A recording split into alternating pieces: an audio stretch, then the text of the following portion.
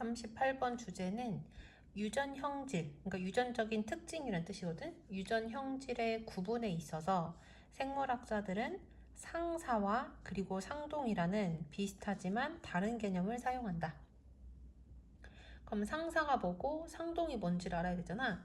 상사 형질은 비슷하지만 공통된 기원을 갖지 않은 형질 특징이고, 상동 형질은 비슷할 수도 있고 비슷하지 않을 수도 있는데 어쨌든 공통의 기원을 가진 특징을 얘기한다는 거야.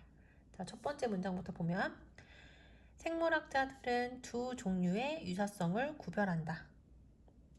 상사 형질은 여기서 이 원즈는 뭐랑 똑같냐면 앞에 나온 이 트레이트랑 똑같은 거야. 그래서 상사 형질은 특징이다. 근데 어떤 특징인지 이 관계 대명사절에서 설명을 해주고 있는데, 이 관계 대명사절 내부를 보시면 동사가 몇 개가 되냐면 총 3개야.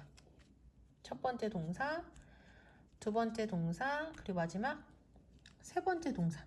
근데 특이한 거는 첫 번째랑 세 번째 동사는 현재 시제인데 두 번째 동사는 arise, 생겨나다라는 이 동사에 과거 시제가 사용이 되었다는 게 조금 특이해요. 자, 해석을 해보면 상사 형질은 공통의 기능을 가지고 있지만 그렇지만 다른 진화 계보의 가지에서 생겨났고, 그리고 중요한 면에서 같은 동일한 기관은 아닌 그러한 형질이다. 그러니까 상사 형질은 일단 특징이 첫 번째, 공통의 기능을 가져야 돼.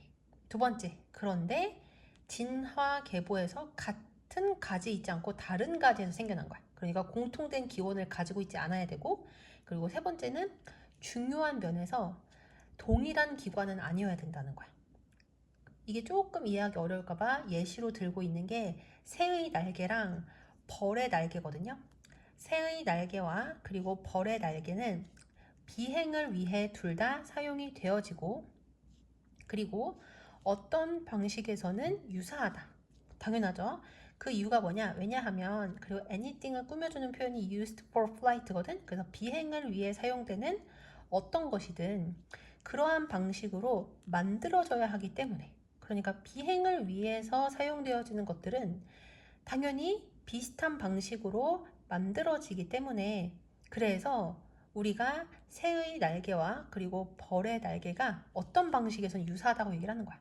하지만 그것들은 진화에서 독립적으로 생겨났고, 그리고 비행에서의 그들의 쓰임 이외에는 공통점을 가지고 있지 않다.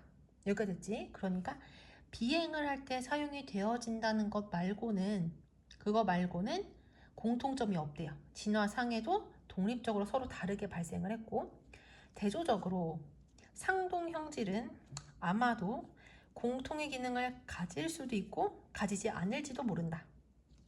하지만 그것들은 공통의 조상으로부터 내려왔고, 그리고 따라서 그 다음에 여기서 indicate는 목적어로 동명사 가져야 되거든. 그럼 해석이 어떻게 되냐면 뭐뭐 하는 것을 가리키다, 이렇게 해석이 돼요. 그래서 indicate의 목적어가 being이란 동명사고, 동명사의 앞에다가 지금 의미상의 주어를 썼어요. 동명사의 의미상의 주어에는 무슨 격이 가능하다? 소유격이랑 그리고 목적격이 가능하다. 그래서 여기다가 there이라고 소유격으로 썼지만 them이라고 써도 상관이 없는 거야. 그리고 의미상의 주어가 있으면 의미상의 주어를 먼저 해석하고 그 다음에 동명사 부분 해석하는 거죠. 그리고 따라서 그것들이 같은 기관이라는 것을 가리키는 그러한 몇몇 공통의 구조를 뭐하고 있다? 가지고 있다.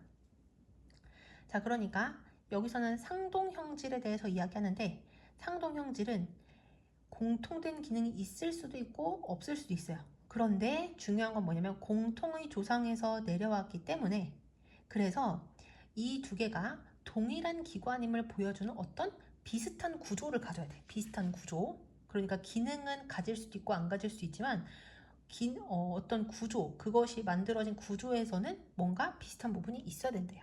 그 다음 박쥐의 날개와 그리고 말의 앞 다리는 매우 다른 기능을 가지고 있다. 그쵸? 생각해보면은 박쥐의 날개랑 말의 앞발은 되게 다르잖아. 앞다리는. 하지만 그것들은 모두 모든 포유류의 조상의 앞다리의 뭐다? 변형이다. 그러니까 포유류들의 조상이 다 앞다리를 가지고 있는데 박쥐는 그 앞다리가 날개로 변형이 된 거고, 그리고 말은 그 앞다리가 그대로 유지가 돼서 프론트 레그, 앞다리 역할을 계속하고 있다는 거야. 여기까지 되시죠? 근데 아까 전에 여기서 무슨 얘기 했어? 분명히 비슷한 구조를 꼭 가져야 된다고 했지. 그 얘기가 이제 뒤에서 나오거든요.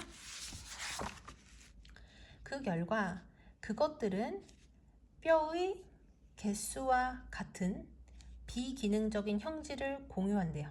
그리고 또 뭐를 공유하냐면 그것들이 연결되어지는 방식을 공유한다. 그러니까 여기서는 share이라는 이 동사에 목적어가 하나, 그리고 목적어가 여기서는 그렇게 보면 안 되겠다. 여기서는 like라는 이 전치사 있지.